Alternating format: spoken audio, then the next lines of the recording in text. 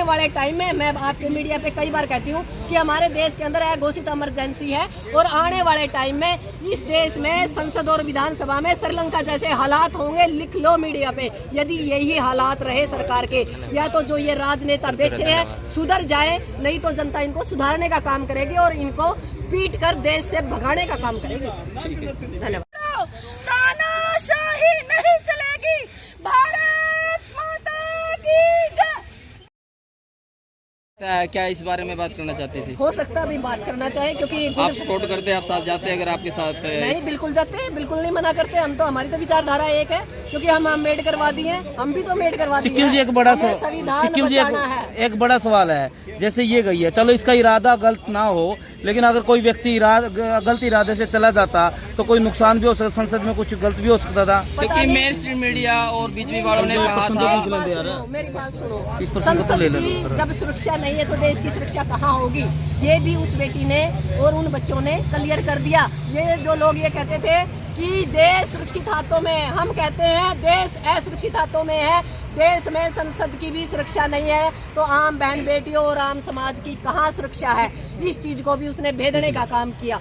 दूसरी बात, आप कुछ पूछ रहे थे? मैं ये पूछ रहा था क्योंकि बड़े बड़े जो दावे उस टाइम किए गए थे कि परिंदा भी पर नहीं मार सकता, नई संसद ऐसी बनाई गई है, यहाँ पर 6 स्टूडेंट चले गए हैं, अधिक तौर में स्टूडेंट बताया जा रहा है, अभी किसी संगठन से उनका नाम नहीं जुड़ा हुआ है। क्या लगता है, धज्जियां उड़ गई है उनके बाद? बिल्कुल, जो मोदी सरकार ये कहती है कि मैं कामयाब सरकार हूँ, और जिन्होंने एक नया संसद के ऊपर अरबों रुपया खराब कर दिया, हम तो यही कहेंगे खराब कर दिया, अरबों रुपये खराब कर दिया। हम तो उस संसद का वैसे ही विरोधी रहे हैं, क्योंकि जब उस संसद का उद्घाटन किया गया, बेटियों के बाल पकड़ पकड़ के हमें वहाँ जंतर मंतर पर घसीटा जा रहा था, खिलाड़ी बेटियों के साथ मैं भी थी, नीलम भी थी। तो इस संसद का तो मुहूर्त ही गलत टाइम में हुआ है। और दूसरी बात, हमारी राष्ट्रपति जो सबसे बड़े पद पर थी, पिता उसके हाथ से कटना था, पर वो बैकवर्ड से आती थी, इसलिए उसको जो हमारे ये जिसको हम कहते हैं कि तिलकधारी, उन्होंने कहा ये अच्छा नहीं है, या मतलब ये क्या कहते हैं उसमें, शुभ नहीं है, शुभ नहीं है। वो शुभ देख लो कितना शुभ है। अब नीलम आजाद प्रजापति नाम इसमें आ रहा है, यानी इसको दलित काबीना एक नाम दे दिया गया। क्या किसान जो नेता है, किसान संगठन, उसमें कोई ऐसा तो नहीं चलता है? बिल्कुल नहीं, मैं जाट हूँ और मैं इस बेटी के साथ खड़ी हूँ। अब नीलम आजाद जो ओबीसी समाज से, दलित समाज से, पूरा उसी तरह से उसी गरिमा से साथ दिया जाएगा। जैसे जाट बेटी के साथ हमने जंतर मंतर पर जाटों की बेटियों का हमने साथ दिया, किसान आंदोलन में साथ दिया, सामाजिक संगठनों में जैसे हम साथ देते हैं, हम लास्ट टाइम तक, हम जाट है विशेष कौम से, ये सरकार मानती है। हाँ, सरकार अब डूब के मरने का काम है। यदि इसी जगह मैं होती तो मुझे जाट बेटी या जाट बहू या जाट नेता बता दिया जाता।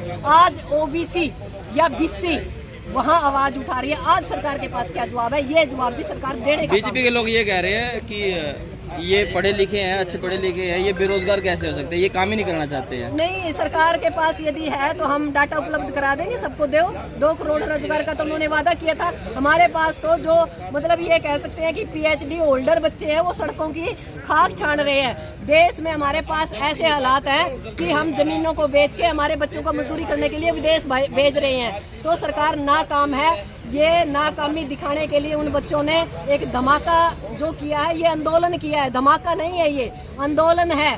और इसको आप आंदोलन की तरीके से ही देखें, उनका किसी को कोई नुकसान पहुंचाने का। सरकार आपकी आवाज नहीं सुन रही है क्या, जो संसदों में जाना पड़ रहा है आप लोगों को? नहीं, सरकार यदि हमारी आवाज सुनती तो हमें संसद में कोई मतलब हमें अपनी जान खतरे में डालने का कोई शौक है क्या? शौक सबको अपनी आवाज अगर सरकार को बतानी है, क्या वो संसद में घुसेगा? वैसे बिल्कुल घुसेगा। यदि सरकार सारे वर्गों को ऐसे ही तानाशाही करती रही तो आने वाले टाइम में, मैं आपके मीडिया पे कई बार कहती हूँ कि हमारे देश के अंदर घोषित इमरजेंसी है, और आने वाले टाइम में इस देश में संसद और विधानसभा में श्रीलंका जैसे हालात होंगे। लिख लो मीडिया पे, यदि यही हालात रहे सरकार के, या तो जो ये राजनेता बैठे हैं सुधर जाए, नहीं तो जनता इनको सुधारने का काम करेगी और इनको पीट कर देश से भगाने का काम करेगी। ठीक है, धन्यवाद। जो चौथी बात है, यदि सरकार हमारी मांगों पर ध्यान देती है तो ठीक है, नहीं तो जल्द ही किसान संगठन, सामाजिक संगठन और जो खाप पंचायतें हैं उनसे बात करके जल्द ही हम एक बड़ी महापंचायत यहाँ करने वाले हैं, और उसके बाद जो अगला फैसला होगा वो सरकार जिम्मेवार होगी। तो इस पंचायत में कौन खापे, किसान कौन?